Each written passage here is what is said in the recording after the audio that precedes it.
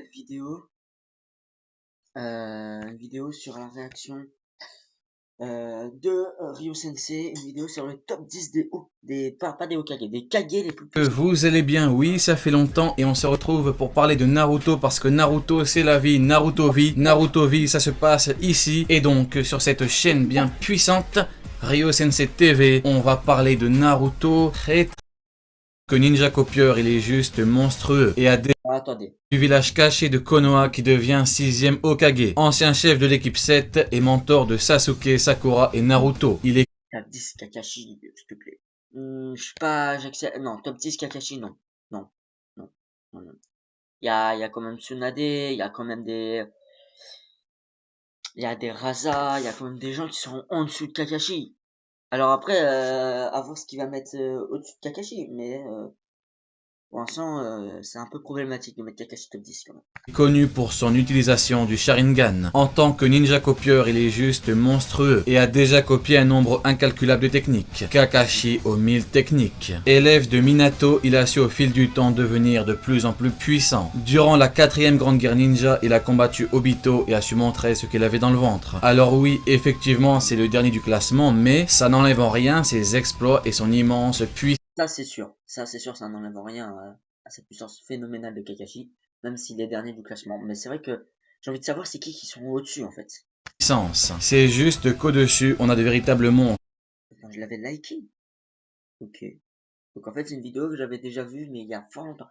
Avant je regardais beaucoup les vidéos de Ryo Sensei sur Naruto.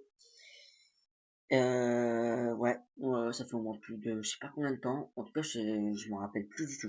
Et comme vous l'aurez compris, je ne parle pas de la puissance de Kakashi pendant le combat contre Kaguya, parce que c'est vraiment un power-up très limité dans le temps. C'était sur le moment, et que sur ce moment, grâce à un certain Oui, on peut pas prendre Kakashi et Demes. On peut pas prendre Kakashi et Demes. Les gens qui mettent les top Hokage les plus puissants. Et d'ailleurs, un jour, je pense que je ferai une vidéo sur les gens qui mettent les top Hokage les plus puissants. Et qui font et qui nous mettent Kakashi DMS au-dessus et tout. Non, tu peux pas, parce qu'à ce moment-là, Kakashi il est pas Hokage. Et il l'a que pour un petit moment, donc tu peux pas accepter. personnage, et si par exemple maintenant on lui demande de sortir son Susanoo, il ne pourra pas. Et évidemment, Tsunade, l'une des légendaires Sannin du Alors Tsunade, tu le mets 9ème. Problème. Pas mettre Tsunade top 9. Alors qu'il y a Kakashi, il faut droit Tsunade dans tous les éléments. Si tu veux, en taijutsu, Kakashi.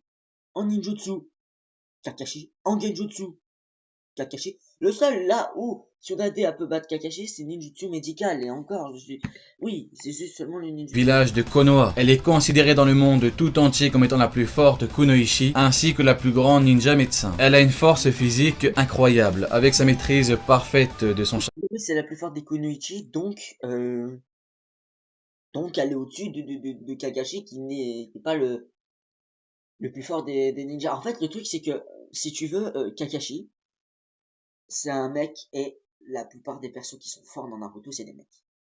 Voilà. Et il y en a combien qui sont devant Kakashi? Voilà.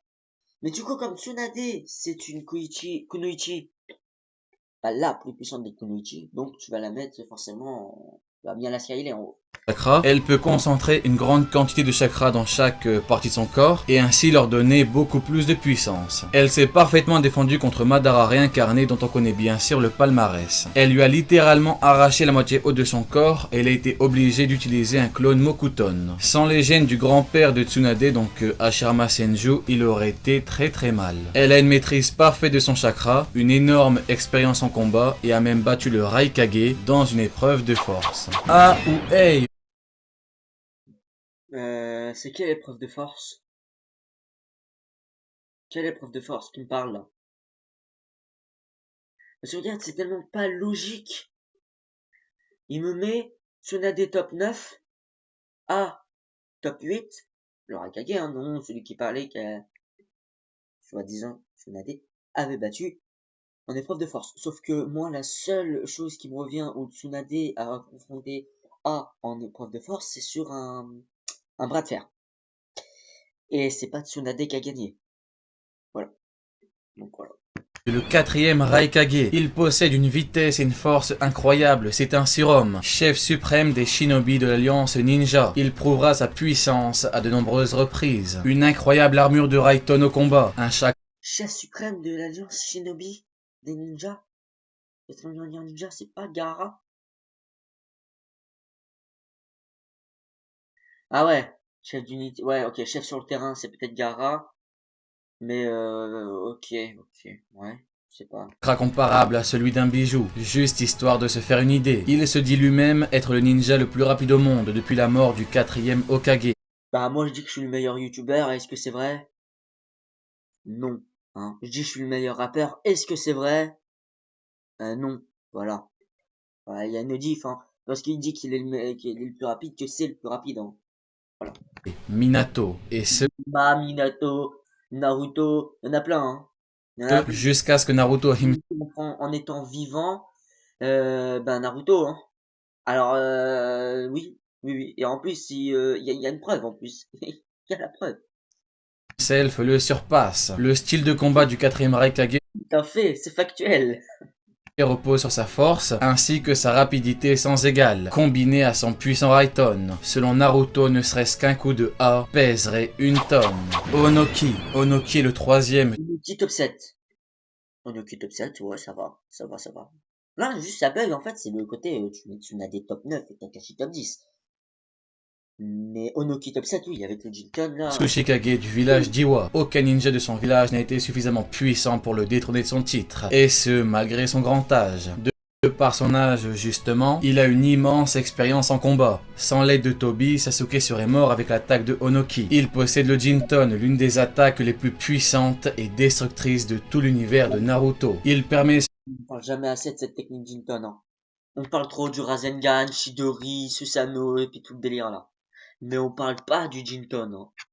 Oh là là, qu'est-ce que c'est que cette masterclass, hein. Non, mais regardez.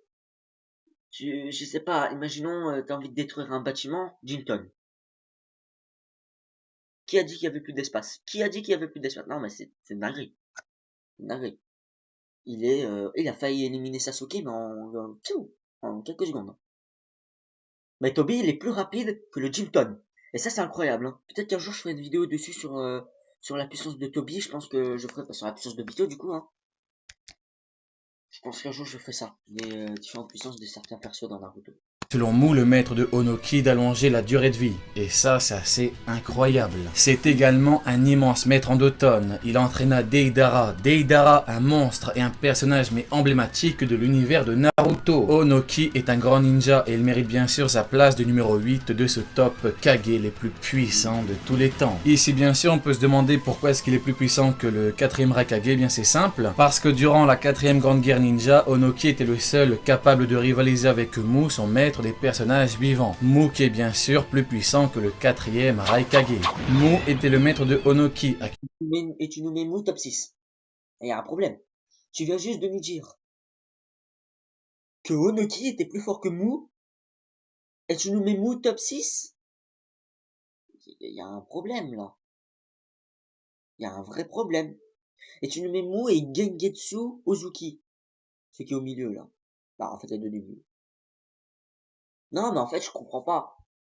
Je comprends pas pourquoi tu nous mets Mu devant Onoki, en fait, c'est ça que je comprends Qu'il pas. après le Jinton. À un certain moment dans l'histoire, il combattit le 2e Mizukage, un autre surpuissant ninja. Après cet affrontement historique et légendaire, les deux Kage moururent. C'est pour cela que ces deux personnages avaient bien sûr la même puissance. Ils se sont affrontés et sont morts tous les deux. Quant à Mu, il fait preuve d'une capacité d'analyse et d'une connaissance remarquable, comme le montre sa rapidité à comprendre le moyen utilisé pour le détecter. Il semble également posséder des capacités sensorielles assez incroyables. Il a également une technique de division aussi redoutable que le clonage qui lui permet de se diviser en deux, et ce sans faire de moudra. Mu maîtrise la technique de camouflage à la perfection. Bon, ok, d'accord, mais dis aussi ses points faibles, je veux dire. Quand il se divise, sa force est divisée aussi. Voilà. Comme les clones, tu vas me dire. Bah, non. Parce que la clone en fait, les clones sont pas divisés par la force, mais par le chakra. C'est la différence. Capable de devenir entièrement invisible et de cacher son chakra même au plus grand ninja sensoriel. Cette technique est si parfaite qu'elle lui a valu le surnom C'est la momie. D'homme invisible. Mais sa source principale de puissance est bien entendu le Jinton. Mu possède une caractéristique rarissime, un Kekai Tota, évolution génétique, c'est-à-dire une forme particulièrement puissante et avancée de Kekai Genkai, l'évolution héréditaire. Ainsi, il est capable d'associer le Katon, le Doton et le Futon pour créer le Jinton, et ainsi réduire ses ennemis à l'état de poussière. Lors de son face-à-face contre Onoki, son élève, le paysage s'est complètement retrouvé détruit, annihilé. Gengetsu Ozuki était le Gengetsu devant nous. D'accord. deuxième Mizukage. Le deuxième Mizukage pouvait invoquer une palourde très puissante. Le deuxième Mizukage était un membre du clan Ozuki. En fait, le truc avec Gengetsu, c'est que même si, imaginez, Mu, il utilise le Jinton, bah en fait, ça fait rien. C'est comme si, en fait, par exemple, Mu, il utiliserait le Jinton contre un clone de Naruto. Bah, Naruto, il aurait rien. C'est juste son clone. Vous voyez ce que je veux dire? Il avait une technique assez similaire à Gengetsu, mais ouais, non, sa technique elle est trop complexe, hein. Moi, la première fois que j'ai vu Naruto, quand j'ai vu ça, j'étais perdu, hein. Je me suis dit, mais c'est qui ce bouge?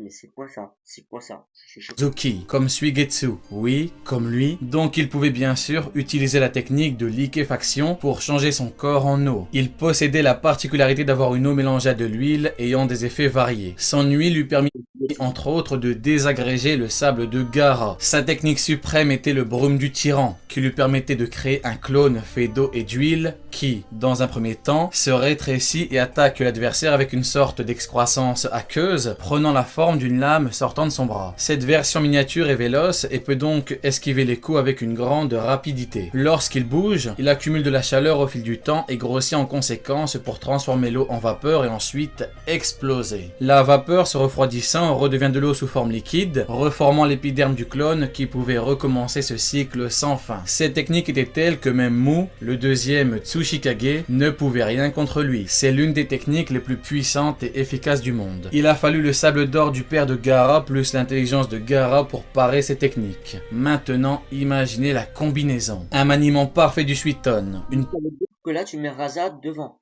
Donc top 5, c'est ça? Ah non, mais même pas Raza top 5, c'est-à-dire que Raza, il bat Kakashi. palourde qui utilise un puissant genjutsu, la liquéfaction de son corps, ainsi que les brumes Des persos de One Piece les plus forts et tout. du tyran invincible. Le deuxième Mizukage honore bien son titre de plus puissant Mizukage de l'histoire. A du village caché de Kumo était réputé pour être le plus grand Raikage que le village ait eu. Son armure Raiton était considérée comme la meilleure technique de défense au monde. Il mourut durant la troisième grande guerre ninja en affrontant pendant 3 jours et 3 nuits 10 000 ninjas ennemis. 10 000. Et ce, afin de permettre la fuite de ses troupes. Est-ce que vous vous rendez compte de la puissance du bonhomme? Je vais vous énumérer ses exploits et vous allez ainsi vous rendre compte du pourquoi est-ce qu'il était considéré comme étant le plus grand et puissant Raikage de l'histoire. Armure imperçable, la technique de défense la plus puissante au monde. L'une des attaques offensives la plus puissante au monde. Estoka de l'enfer. Il s'est battu plus de 6 fois contre Hashibi, le bijou à 8 queues sans jamais se faire blesser par ce dernier. C'est l'inventeur de la panthère noire, le plus grand et puissant utilisateur de Raiton au monde. Avec un seul dos de l'enfer, il sut trancher toutes les queues d'Hashibi. Il s'est battu contre 10 000 hommes pendant 3 jours et 3 nuits pour permettre à ces hommes de fuir. 2,5 m, 105 kg de charisme et de puissance brute. La seule personne qu'il craignait jadis fut Hiruzen Sarutobi, le 3e Hokage. On ne le présente. On va rentrer dans le vif du sujet. Parce que là, je pense que top 4, bah, dans les 4 derniers, ça sera du Hokage. Je vois pas quel autre Kage est au-dessus des Hokage, là, à ce moment-là. Donc, on va rentrer dans le vif du sujet. Donc, je pense que je ferai sur une partie 2, les gars. Bye.